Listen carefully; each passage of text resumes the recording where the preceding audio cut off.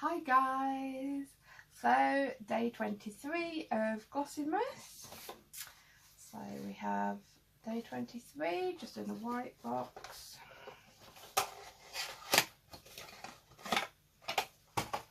Okay, so we have an Ico product, which is a fat eye stick in satin. Now that is my colour, so I'm quite happy with that. I've never used a crayon before. It's quite light, so it's not as dark as I thought it would be, so it would need a darker shade as well putting on with it, unless you want to do a quite neutral look. But yeah, I'm quite happy with that, to be fair. So yeah, thank you for watching. So you know it.